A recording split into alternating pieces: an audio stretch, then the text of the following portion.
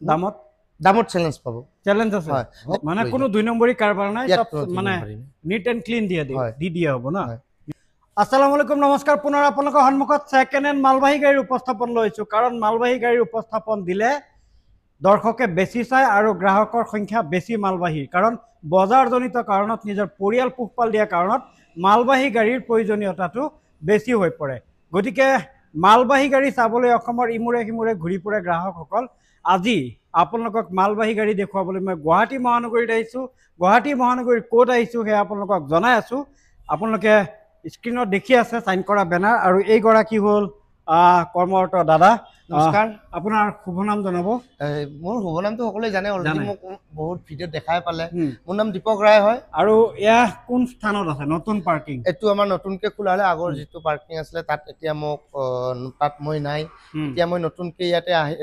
নতুন পাৰ্কিং এটা ওপেনিং কৰা হলে এটা বৰাগাঁও এক্সেল কেয়াৰৰ একদম কাষতেই লাগি আছে এক্সেল কেয়াৰৰ সাইডৰ যেটো ৰাস্তা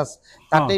ৰখা আছে পাৰ্কিং টু 91 ট্ৰাক বুলি ইয়াতে আহক আৰু নিজৰ মনৰ পছন্দ গাড়ীখন ইয়াৰ পৰা ক্ৰয় কৰি লৈ যাওক সঠিক গাড়ীখন সঠিক পেপাৰ যদি লাগে কোনবা গ্ৰাহকক মোৰ ইয়াতে সঠিকখিনি বস্তু ইয়াতে পাব আহক মানে কোনো দুই নম্বৰী কাৰবাৰ নাই সব মানে নিট এন্ড ক্লিন দি দিয়া হ'ব না নিট এন্ড ক্লিন এখনৰ পৰা আৰম্ভ কৰো এখন হলে আপোনাৰ বুলেৰো 1.3 আপোনাৰ 22ৰ মডেল হয় চ্যালেঞ্জ আছে নে দামত চ্যালেঞ্জ পাবো চ্যালেঞ্জ আছে এই গাড়ীখনৰ বহুতখিনি কাম আছে বাৰু ডেন্টিং পেইন্টিং অকমান কাম আছে আমি সম্পূৰ্ণ কৰাই মিলাই এই গাড়ীখন উলাই দিম 6,50,000 টকাত 15 বছৰৰ road tax paper up to date কৰি নাম ট্ৰান্সফাৰ কৰি আমি গাড়ীখন উলাই দিয়া হ'ব বলেৰো নতুন কিমান পৰে নতুনটো এইখনৰ দাম মোটামুটি আপোনাৰ 12 লাখ মান হ'ব 12 লাখ মান হ'ব সব মিলাই পেলাই না ঠিক আছে আমি এইখন দেখুৱাইছো জিতো এইখন 2024ৰ মডেল হয় ধুনিয়া কন্ডিশনৰ আছে আপোনাৰ এইখনৰ দাম ৰাখিছো আপোনাৰ 3,60,000 টকা all paper up to date কৰি 15 বছৰৰ নাম ট্ৰান্সফাৰ টেক্স দি কিনে আমি নাম ট্ৰান্সফাৰ কৰাই দিয়া হ'ব সিটা পলিথিনে যোৱা নাই গাড়ী একদম নতুন কন্ডিশনত আছে আৰু চাওক আপোনালোকে টায়াৰ পুৰা টাগৰা হৈ আছে আপোনালোকে একো চেঞ্জ কৰিব নালাগে লৈ যাওক ডাউন পেমেন্ট কিমান দিব লাগিব ডাউন পেমেন্ট মিনিমাম দিব লাগিব আপোনাৰ 1,20,000 1 লাখ টকা দিলে ওলাই যাব না হয় এসি এখন আপোনাৰ 22ৰ মডেল হয় এসি গল এখনৰ একদম প্ৰাইস আছে আপোনাৰ 3,40,000 টকা মানে নতুন গাড়ী আহি গৈছে নতুন গাড়ী মালবাহী গাড়ী আপোনালোকে ভিডিওটো শেষলৈকে চাওক গম পাই যাব ডাউন পেমেন্ট কিমান দিব লাগিব এখন মোটামুটি 70-80,000 টকা দিলে ওলাই যাব এই গাড়ীখনৰ চাওক এই গাড়ীখনৰ আমাৰ টায়াৰটো এটো নচলে এটো বেয়া হৈ আছে আমি তেওঁক নতুন টায়াৰ আমি দিয়া হ'ব এনে চেসিস বেন নহয় নাই ঠিক সব ঠিকে আছে বাৰু গাড়ীখনৰ তেনেকা একো নাই টিপ টপ আছে এইখন দেখুৱাই আছো ইয়া চেসিস দেখাই আছো চেসিসৰ যেটো নাম্বাৰে যোৱা নাই বেন্ড হ'ব দূৰৰ কথা এইখন এখন 2026ৰ গাড়ী হয় এখনো আপোনাৰ 3,40,000 টকাৰ দাম ৰাখা হৈছে কোনবা যদি আহে পছন্দ কৰক টেষ্ট ড্ৰাইভ দিয়ক লৈ যাওক সকলো পেপাৰ আপডেট কৰি নাম ট্ৰান্সফাৰ কৰাই দিয়া হ'ব লগতে আমি 15 বছৰৰ ৰড টেক্স দিয়া হ'ব কোনবা যদি গ্ৰাহকে আহে কয় মোক দাদা ৰড টেক্সটো দিয়া হ'বনে মই ডাইৰেক্ট কৈ দিম দিয়া হ'ব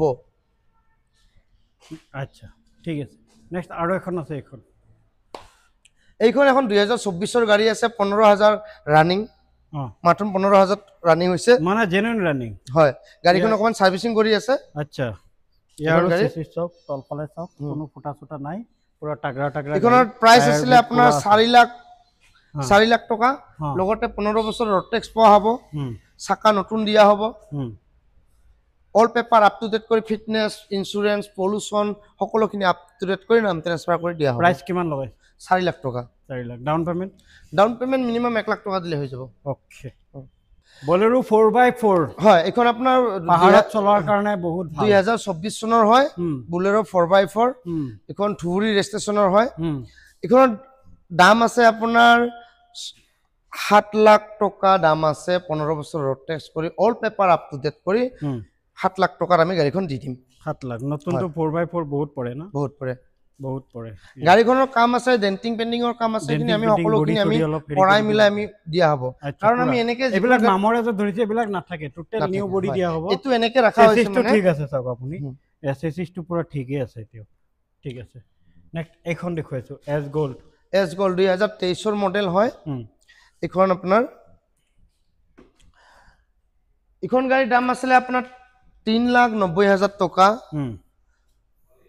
15 বছৰ ৰোড ট্যাক্স কৰি নাম ট্ৰান্সফাৰ কৰাই দিয়া হ'ব কোনবা গ্ৰাহকে যদি আহি পছন্দ কৰে দাম দৰ অকমান খেলি দিয়া হ'ব তেওঁক গাড়ীখন দিয়া হ'ব না হয় মানে ডিসকাউন্ট হ'ব নেগোশিয়েবল হৈ যাব ডিসকাউন্ট হৈ যাব কোনো প্ৰবলেম নাই গতিকে ডিসপ্লেত মই নাম্বাৰ দি দিছো এই নাম্বাৰৰ সৈতে যোগাযোগ কৰি এই গৰাকী দাদাৰ সৈতে আপোনালোকে কথা পাতি আহি যাব পাৰে আৰু কিমান দিনৰ ভিতৰত লোন হৈ যায় এসপ্তাহ 10 দিনৰ ভিতৰত লোন হৈ যাব অল আসাম যদি তেওঁৰ সকলোখিনি কাগজ ঠিকে ঠিকে আছে এসপ্তাহ 10 দিনৰ ভিতৰত লোন হৈ যাব যদি আপোনাৰ হাতত পইচা কম আছে হাতত ধন কম আছে তথাপিও আপোনালোকে লোন কৰাই লৈ যাব পাৰিব যদি আপোনাৰ সিভিল ভাল আছে হয়